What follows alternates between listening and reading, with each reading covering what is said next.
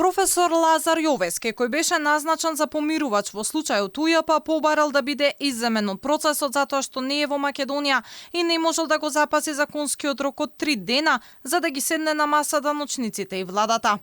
Сега на потек е владата, која треба да назначи нов помирувач. Во меѓувреме од УЈП чекаат да ги повика медијаторот. Тие се децидни.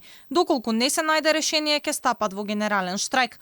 Од синдикатот објаснуваат дека тие имаат поинаков колективен договор од останатите административци и целосен законски основ да имаат повисоки плати, кои не ги добиваат. Сега е тој на потек, треба да не контактира представниците на синдикатот и работодавачот, да направиме средба на која што он ќе заклучи што е како и тоа е тоа. Во зависност од тоа што он ќе утврди и како ќе одиме понатака, ако се најде решение законско и во основа на колективен што имаме право на поголема плата, ќе биде во ред. Ако не, одлуката за генерален штрајк е донесена и таа си стои како таква, али нормално откако ќе поминат сите процедури согласно закон. Нашето барање сум појаснил повеќе пати се темели на закон и на одредби на постојан колективен договор, каде што е утврдено дека во моментот треба да имаме поголема плата за посечениот износ.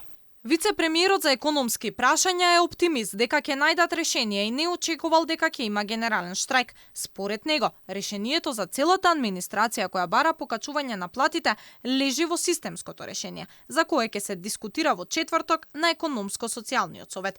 Наместо пак одговор кога функционерите ќе си ги намалат платите, бидејќи рече и за нив ќе важело тоа системско решение. Мирката на генерален штрајк не би требало да се случи, затоа што сметам дека тоа што вработените во управата за јавни приходи, но како и сите други вработени во јавниот сектор го заслужуваат е достоинственост. Ние сме спремни да разговараме, веќе во четврток е закажан состанок на економско-социјалниот совет во кој што ќе го разгледаме општиот колективен договор со новата методологија. Дел од решењето, мислам да за вработените во управата за јавни приходи е токму во тоа решение.